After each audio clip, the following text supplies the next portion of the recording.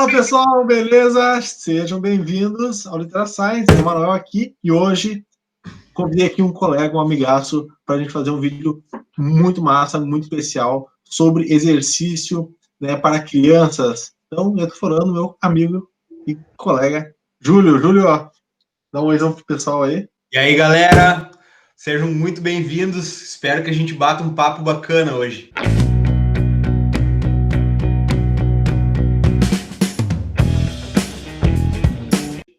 Show de bola. Bom, pessoal, para quem não sabe, o Júlio, ele se formou na mesma instituição do que eu, né? A gente é formado na Unipampa, lá em Uruguaiana, na região oeste do estado do Rio Grande do Sul.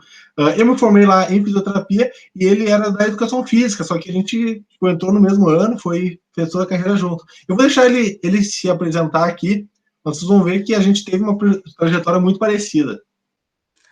Isso aí. A gente entrou em 2010, né, juntos, e nos formamos juntos em 14. Cursamos o mestrado, eu acho que em algum ano diferente, mas mesmo assim a gente acabou entrando no doutorado e hoje, felizmente, a gente é colega de instituição também, né? A gente dá aula na mesma instituição, o que é muito massa. É quase que acompanhar a minha trajetória em espelho, né? Isso é muito bacana, poder compartilhar não só do conhecimento, como das experiências pessoais, né? As experiências que envolvem toda essa trajetória acadêmica. Isso eu acho uma Isso, né, cara? coisa fantástica. A gente estava na mesma instituição na graduação, cada um num curso. A gente saiu de Uruguaiana, eu fui para Santa Maria fazer o mestrado, o Júlio já veio para Porto Alegre fazer o mestrado. E a gente, nunca pensou em formar a mesma trajetória, até porque, por mais que seja dentro da área do movimento humano, são áreas, não são a mesma área, são outras áreas, né? E depois o Júlio entrou no doutorado aqui em Porto Alegre e eu vim fazer o doutorado em Porto Alegre. Pô, no mesmo programa, a gente teve outro colega de doutorado. A gente se encontrou no dia da prova, né? Se encontrou no dia da prova, exatamente. E depois, agora a gente é colegas numa instituição de ensino superior, né? E, cara, é um prazerzaço isso. É muito bom, né, acompanhar essa trajetória. E eu convidei o Júlio para a gente bater esse papo sobre exercício em criança, porque é um cara que está estudando isso desde a graduação, né? Uma parte que ele gosta muito. E daí, eu acho melhor trazer um cara, né, como eu sempre faço aqui no canal, alguém realmente que estuda isso. Júlio, para a gente começar esse papo, eu te convidei isso por um problema, né, que é sedentarismo, obesidade infantil. Qual é o grande... Isso realmente é um grande problema? Ainda existe? É muito forte isso ainda? Né? Sim, cara, sim, nós temos talvez dois problemas que são principais, só que eles são entrelaçados, digamos assim. Um deles é o aumento do sedentarismo, que é o tempo de tela, ou seja, tempo no computador, assistindo televisão, no smartphone, e somado esse tempo de tela sentado ou deitado, o que a gente fica com o corpo em total desuso. Somado a isso, a gente tem a diminuição da atividade física, que é aquela brincadeira, todas as atividades corporais que a criança faz. Então, assim como a gente tem a criança cada vez brincando menos, fazendo atividade física de um tempo menor do seu dia, ela troca esse comportamento por um comportamento sedentário. Porque, por exemplo, a criança ela tem uma obrigação de estar pelo menos 4 horas em comportamento sedentário. Aqui no Brasil, pelo menos, que é na escola sentada. Né? Essa é uma obrigação. Então, ela tem um alto tempo sedentário. Mas fora desse tempo da escola, cara, talvez 20 anos atrás, o comportamento da criança era jogar com os amigos, na rua, brincar, e as brincadeiras elas envolviam um movimento. Hoje, o papel desse tempo fora da escola se inverteu, aí agora não é essa brincadeira na rua, é perigoso, e aí então entra o celular, entra o computador, e isso é um problema muito sério, porque tem avanço de vários problemas de saúde, e eu classificaria assim como o primeiro e principal é o aumento do excesso de peso e a obesidade infantil. É um problema global, assim. A gente pensa assim que o sedentarismo não é um fato só da criança, na verdade. Toda a população está mais sedentária, tem uma obesidade em todas as faixas etárias. Só que por que na criança é muito preocupante, né? no sentido de que a chance dela desenvolver outras doenças, né? E assim, a gente pensa que todos os desenvolvimentos de doença, eles são a longo prazo, né? Algumas, elas iniciam na fase adulta. Outras, a gente já percebe, e tem vários estudos já demonstrando que começam na infância. Então, por exemplo, uma pessoa que ela é sedentária desde da sua primeira década de vida, não faz atividade física e se alimenta mal, a chance dela desenvolver, por exemplo, pressão alta, que é algo que todo mundo deve conhecer, cara, é muito alta. E mais cedo, né? Por isso que hoje talvez a gente tenha pessoas com 30, passando dos 30, hipertensas, com pressão alta, e aí o que era um fato de que era somente para pessoas acima de 55, 60. A criança, ela não tem mortalidade, assim, em termos desse tipo de doença. O problema é que ela desenvolve a longo prazo. E a obesidade, ela é quase que, se tu passa da adolescência para a fase adulta com obesidade, é muito difícil de reverter. Muito mesmo, assim, é um percentual muito pequeno de pessoas que revertem o quadro de obesidade, voltam a ter peso normal, depois de ter passado a infância e a adolescência obesos. Porque, cara, tu enfrentar uma criança, a gente se preocupa muito com isso, porque uma criança que enfrenta a adolescência obesa, ela não tem só o problema da obesidade. Ela tem uma série de problemas psicossociais, de relacionamento, Uhum. é um mundo de problemas que ela enfrenta, além dos problemas, os fisiológicos, né, os que acontecem por dentro do corpo. Isso que preocupa, por isso que a gente tem esse interesse em trabalhar em criança, porque dá para reverter, e é mais saudável reverter, inclusive. Mas, né, Júlio, tem uma solução, né, cara? Que é o que a gente sempre conversa, é o que a gente defende, que aquela coisa, né, também não é que a criança não possa brincar na tela, não possa brincar no celular, pode, né? Entretanto, Claro. existe uma importância aí que é o praticar exercício, né? Claro, cara, a gente não pode negligenciar as tecnologias para a criança, né? Porque a gente está tirando o desenvolvimento também. A criança da geração de hoje, ela se desenvolve com as tecnologias. Isso é importante. Agora, uma coisa que a gente também não pode, talvez, cair nessa, é oferecer para a criança o exercício como um remédio. Porque tu não tem prazer em tomar remédio. Nenhuma pessoa tem prazer, né? A não ser que tenha algum tipo de compulsão. Mas o exercício, a atividade física para a criança, ela tem que ser uma atividade prazerosa. A criança tem que brincar.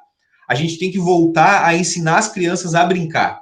Porque brincando com o corpo, a criança vai descobrindo movimentos novos, Uhum. ela vai se desenvolvendo e ela vai se envolvendo em esporte, ela vai praticar exercício numa academia quando ela for mais velha, ela vai fazer várias coisas. Ela vai ter o ciclo que a gente chama de estilo de vida ativo. Começa no bebê, tu vai incentivando o bebê a se desenvolver na primeira infância, ali até os 6 anos. A criança tem que ampliar o repertório motor de uma forma drástica. Assim, ela tem que ter experimentado subir e descer do sofá. A gente não pode falar para a criança, não faz isso. Ela está conhecendo, ela está experimentando uma escalada numa coisa muito alta para ela, que é um sofá, por exemplo. Então, a criança se desenvolveu, ela tem a segunda fase que ela vai conhecer os esportes. E aí a gente não pode, de forma alguma, querer forçar a criança a participar de um esporte só. Ela tem que conhecer todos. Porque esse é um ciclo que lá na frente, por exemplo, a gente joga, eu sei que tu joga vôlei e tu provavelmente joga outros esportes. Se eu Uhum. te chego, ó, juntei 4, 5 amigos depois que passou a quarentena e falo, ó, vamos jogar um vôlei. Cara, vamos. Eu sei jogar. Eu não sou muito bom, mas eu sei jogar. Agora, eu Sim. chego e falo, vamos jogar hóquei no gelo. Cara, calma aí, eu nunca fiz isso. Não Mas sei eu se vou, cara. aí entra aquela questão de tu se perceber, sabe? Tu ter experiências. Ó, eu nunca fui e tu tá com vários caras que são atletas. Eu não vou ir passar essa vergonha. Então, mas se a pessoa, né, ela já tem uma certa experiência, ela vai. Se ela já teve a Então a gente precisa oportunidade de desenvolver, experimentar aquilo dali, né? experimentar. A criança, ela precisa brincar, ela precisa gostar de fazer. Esse talvez seja o principal ponto, assim. Mas a gente precisa se preocupar em quantidade de exercício, Júlio. Tem algumas recomendações que isso é importante, né? As recomendações assim, de atividade física, no geral, elas indicam que é importante a criança fazer atividade moderada e vigorosa, uma intensidade, tá? Ou seja, a criança ela tem que ficar pelo menos cansada nas atividades que ela faz, tá? Isso em termos de intensidade. Se a criança ficar muito cansada, ótimo, é saudável para a criança.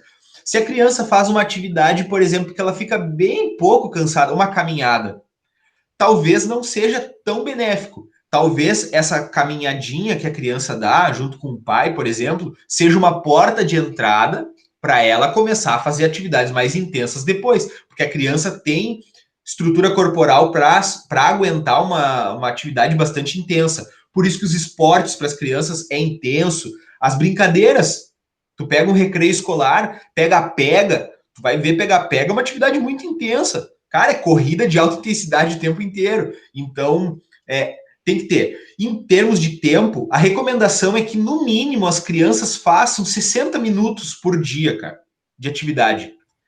Se tu pensar no somatório do dia, 60 minutos ele é muito pouco. Pensa assim, Não precisa ser contínuos. não precisa ser contínuo, desde que essas atividades elas sejam com uma certa intensidade. Aí tu vai ver 60 minutos, é pouco. Tu vai ver que alguns dias tem educação física escolar, que já pega quase todo esse tempo. Então, é importante. E se a criança conseguir fazer todos os dias esses 60 minutos, ótimo. Se não conseguir fazer em alguns dias, não tem problema também. O importante é que tenha essa consciência assim, olha, pelo menos, ó, meu filho passou o dia inteiro deitado hoje. Vou convidar ele para ir descer, se for um prédio, para ir no pátio, para ir ali na rua, fazer uma corrida, jogar bola, fazer qualquer coisa, sabe? Ter essa atenção, não deixar a criança passar o dia inteiro pro sedentário. Isso em termos de tempo e de intensidade. A frase para a criança é quanto mais melhor. Essa é a frase para a recomendação de uma atividade física. Quando a gente vai falar assim um exercício mais específico, né, que é prescrito ali por um profissional que está trabalhando, aí tem uma série de recomendações, porque a gente tem que levar em consideração o descanso para a criança ter uma adaptação muscular, óssea, suficiente. Aí sim, por exemplo, uma musculação, digamos, é recomendado que a criança faça até mais ou menos umas 3 vezes por semana, tá? A partir dos 6 anos de idade, a criança já pode fazer uma musculação, por exemplo. Ela já tem estrutura corporal para fazer. Até 3 vezes por semana tá mais do que suficiente, porque é importante que nos outros dias ela faça brincadeiras, outras coisas. Depois, na adolescência, lá naquela fase de maior desenvolvimento e com a fase que a gente tem mais hormônio brotando no corpo, que é lá pelos 14, 15 anos, aí sim dá para fazer 4, aumentando para 5, até chegar na fase adulta que tu pode treinar todos os dias. Aí tem algumas peculiaridades, mas é sempre importante dizer que quanto mais, melhor, né, cara? E na verdade, não, a gente não precisa se preocupar em dizer para que não, tu tem que fazer exercício, tem que ir na academia, né? Só porque não, na verdade, tem que incentivar ela a ter isso como uma prática prazerosa né, que seja uma brincadeira de esporte ali, principalmente quando a gente fala, né, da primeira infância, né? O ponto chave é o prazer, cara. A gente precisa fornecer prazer para as pessoas. Em qualquer idade, a gente faz as coisas porque a gente sente prazer. A gente não faz as coisas porque é uma chatice. Então, se a criança ela quer brincar, ela não quer saber se isso vai fazer bem para o meu sistema cardiovascular, se eu vou ter osso mais forte, se eu vou ter pulmão mais saudável. Ela quer brincar. Claro que vai ter todos esses benefícios, mas ela não está se importando com isso agora, né? Quem tem que se importar é o cuidador. Toda a estrutura de pessoas que cuida, né? Desde a saúde pública até a saúde comunitária, chegando nos pais. Essas pessoas têm que se preocupar no benefício que essa criança vai ter. A criança ela tem que se preocupar em brincar, em se divertir. Senão ela não tem aderência na prática. E a gente tem uma questão aí muito importante, daí entra muito também na tua área, que é a questão da escola, né? A questão da educação física. Pelo menos na teoria, toda criança vai ter na semana um momento de prática de atividade física. É. Então, qual é o papel exato aí, né, bem na tua área, Júlio? Qual é o papel da escola para a gente tentar também manter essa criança ativa? Existe esse papel ou não é responsabilidade da escola? Uma prioridade para a educação física escolar. Entretanto, a gente tem vários problemas dentro da área da educação física, obviamente, como várias outras áreas, né, dentro da pedagogia. É, na minha visão, a educação física escolar ela tem a função de apresentar para a criança e ensinar, o que é mais importante, ensinar a fazer, interpretar e ensinar a perceber todos os movimentos humanos possíveis. Então, a educação física escolar ela tem que ser ela tem que ter como responsabilidade ampliar o repertório motor da criança nas primeiras fases da escola, ou seja, eu tenho que ensinar a criança a rebater, a rolar, a pegar, a carregar um objeto grande, a carregar um objeto pequeno, a correr com algo nas mãos, sabe? A correr sem usar a mão, correr usando a mão, saltar, rastejar. Tudo isso eu tenho que ensinar para a criança. E depois, na segunda fase da escola, a educação física ela tem que ensinar as crianças a praticar os esportes. Não é eu enfiar, eu vou enfiar um esporte na criança e fazer ela ser um atleta. Não é nada disso, é eu ensinar. Eu tenho que ensinar rugby, eu tenho que ensinar futebol, eu tenho que ensinar basquete, vôlei, handball, atletismo, eu tenho que ensinar natação, se caso for possível, se não for possível, eu tenho que pelo menos mostrar para a criança vídeos de natação, eu tenho que ensinar para ela pelo menos algumas teorias para ela conhecer, cara, sabe? E o conhecer não é o teórico, porque eu conheço, por exemplo, eu conheço hipismo. Andei a cavalo, como é que eu vou chegar lá, pegar um cavalo e sair pulando em cima do cavalo?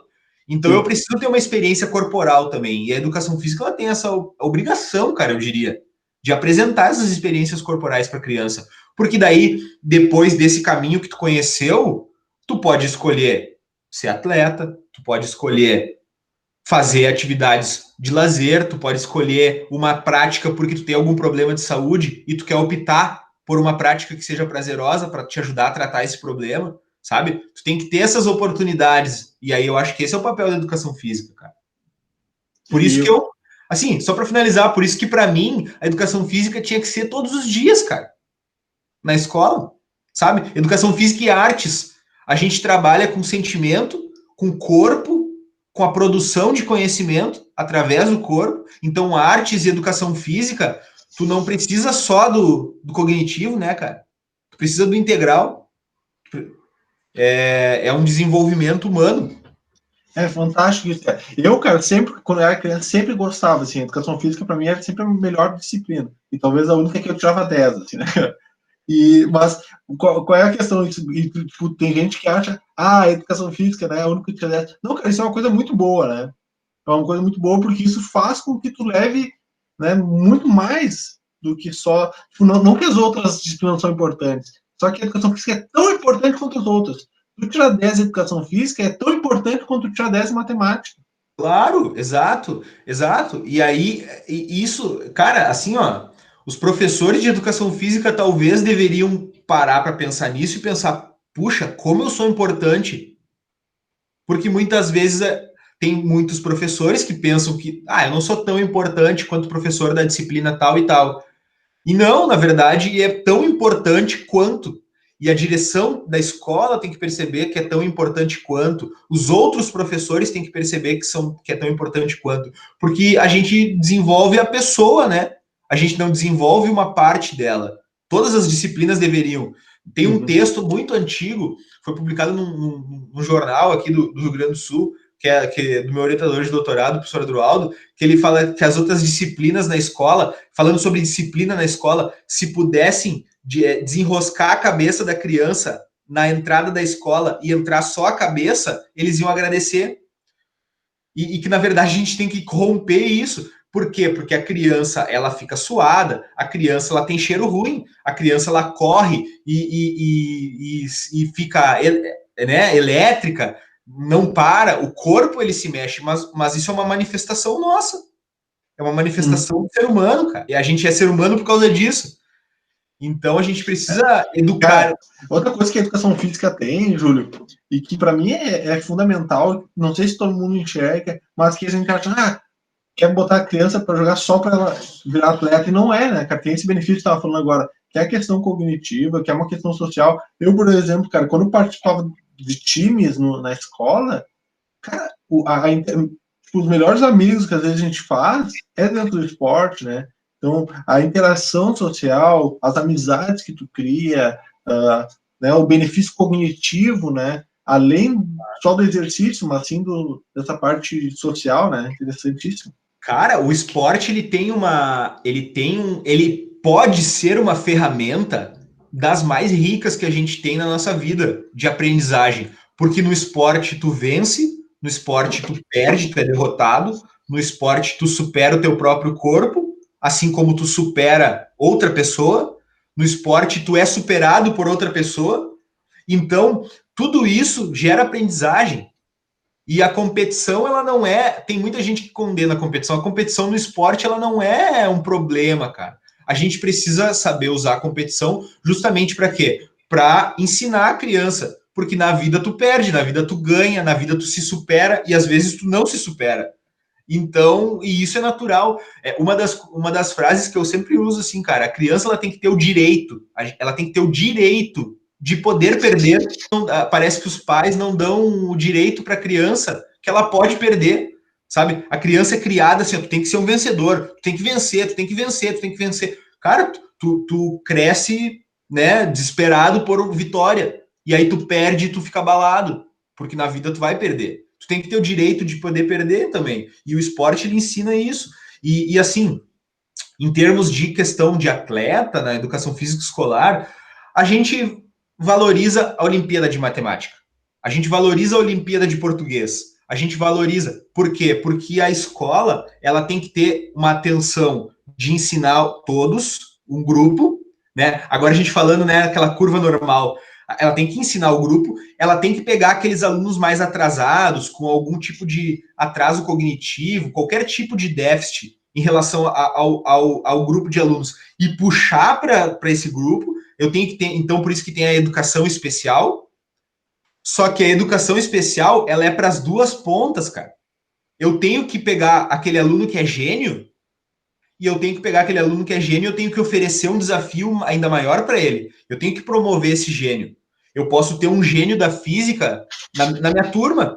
Como é que eu vou pegar esse aluno e deixar ele ali quieto? Cara, eu tenho que mandar ele para o mundo. E assim como eu tenho gênios da nossa área, que é a área corporal. Eu posso ter um. Cara, eu posso ter na minha turma, eu estou dando na educação física expressão corporal. E eu posso ter um aluno que vai ser o melhor ator do mundo de todos os tempos. Uhum. Como é que eu vou negligenciar isso? O cara é um gênio em termos de expressão corporal. Se eu percebo isso, eu também tenho que alavancar ele. Se eu percebo que eu vou ter o novo Michael Jordan, a nova Marta, eu tenho que pegar essa menina e eu tenho que encaminhar ela para um clube. Se ela quiser, é óbvio. Se ela quiser ser jogador de futebol, eu tenho que encaminhar a guria para o clube. Então, assim como a educação especial se preocupa com os atrasados, ela tem que se preocupar com os gênios em todas as disciplinas, inclusive na educação física. Cara, isso é muito legal. Agora eu tava lembrando que quando a gente tá na.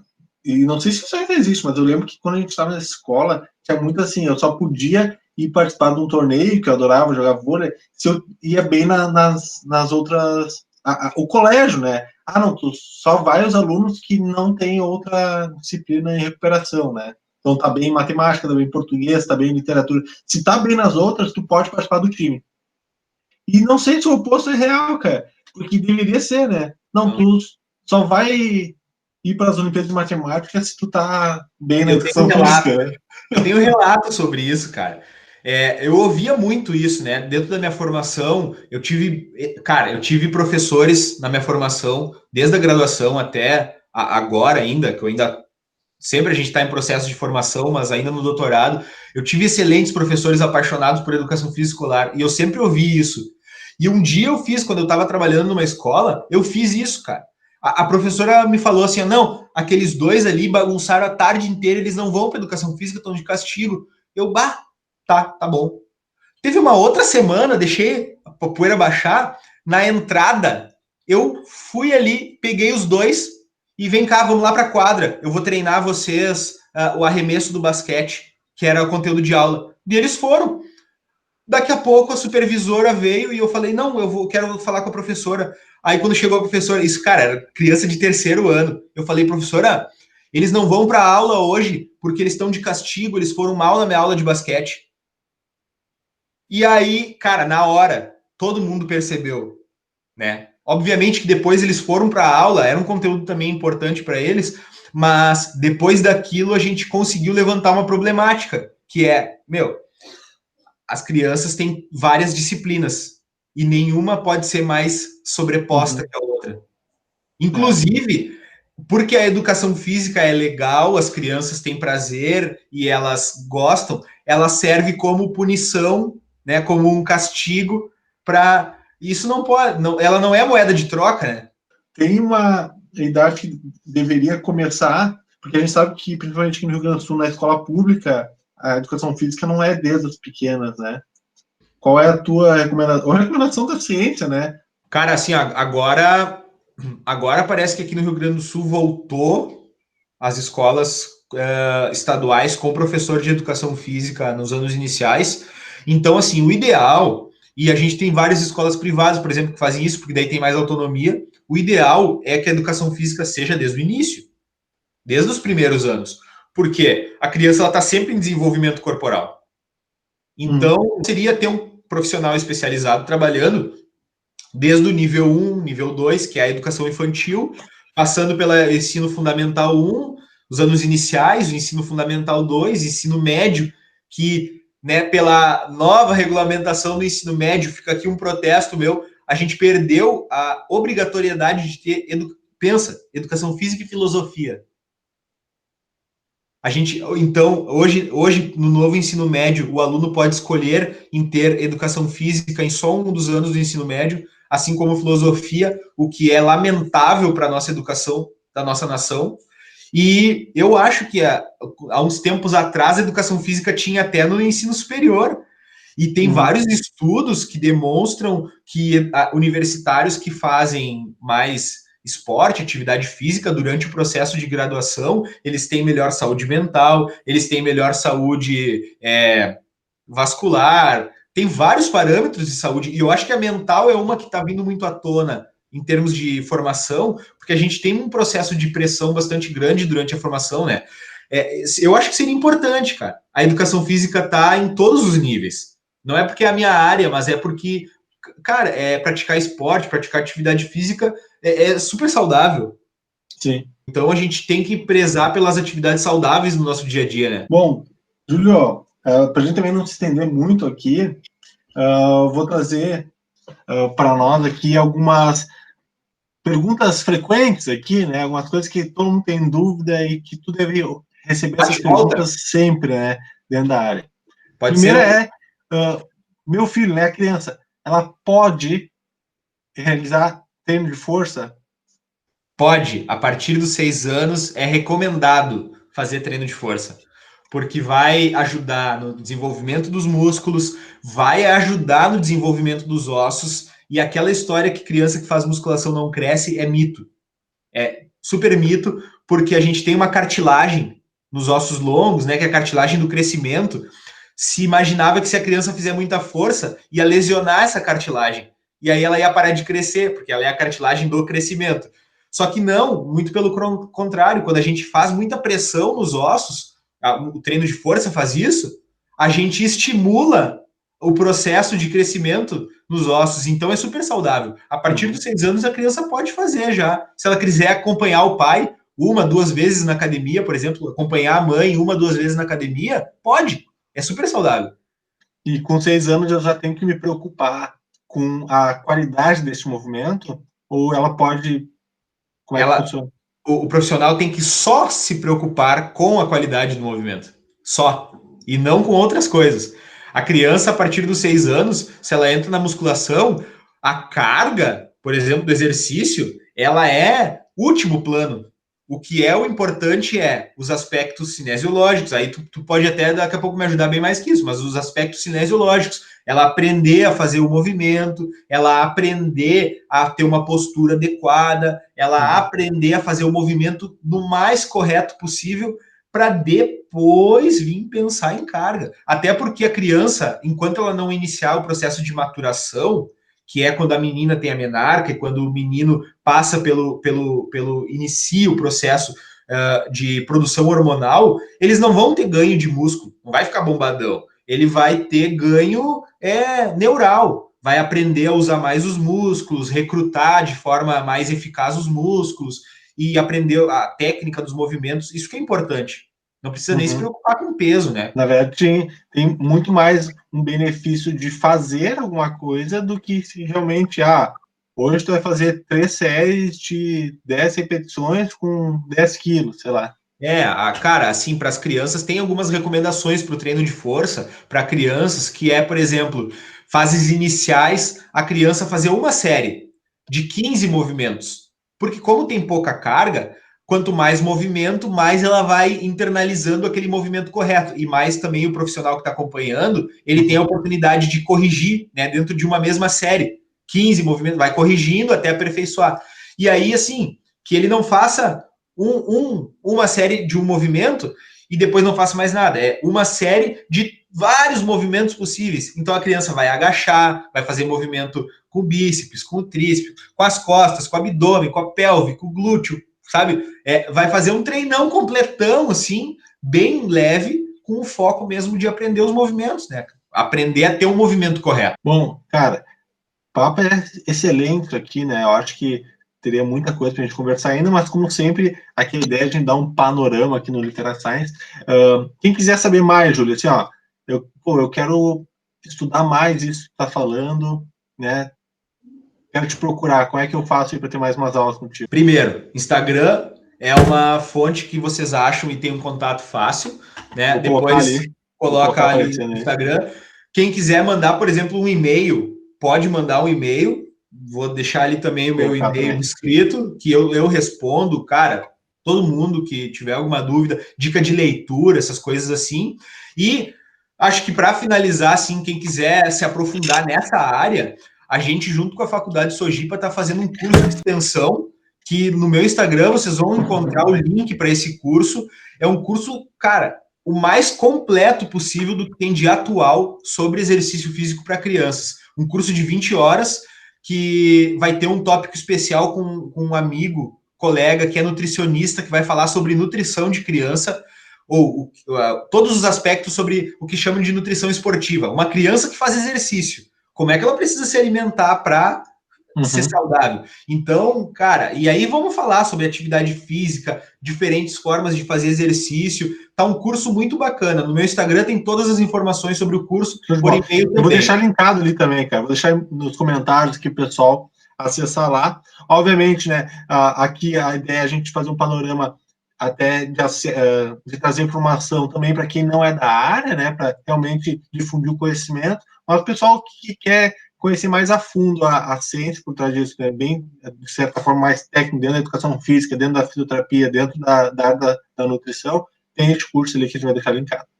E, como sempre, aqui no Litera Science, como a gente sempre diz que o melhor livro é aquele que é lido, eu digo, Júlio, separa aí uma dica de leitura para esse pessoal, porque sempre tem que ter dica de leitura aqui, cara. O pessoal tem que ler. O que tu traz aí? Tem, perfeito. Eu separei 2 livros que eu acho que, no meu atual momento, são as duas... os meus estilos de leitura, vamos dizer assim, os meus 2 estilos de leitura. O primeiro é um livro sobre ciência, que ele é bem velhinho, é de 1978, não sei se dá para estar aparecendo bem aí. Aparece. Que é A Ciência como Atividade Humana. Foi um alemão que escreveu, o Neller, eu até fiz uma citação dele na minha dissertação. Esse livro aqui, ele conta como que a ciência foi se constituindo como uma das atividades do ser humano. Desde os primeiros cientistas, desde Galileu, ele faz um apanhado histórico, assim. E é um livro com uma linguagem para uma pessoa que está recém aprendendo sobre ciência, para leigos na área da ciência, e é um livro que ele desperta várias curiosidades, porque, cara, como a vida dos cientistas ela era conturbada e ainda é conturbada, e muitas vezes é uma vida que, cara, os cientistas, assim, eles não são muitas vezes assim aquele gênio que a gente imagina que ele é uma pessoa normal, só que o trabalho dele é produzir conhecimento, e muitas vezes esses conhecimentos mudam o mundo. Então, esse livro aqui, cara, indico, é um livro bastante antigo, espero que vocês gostem.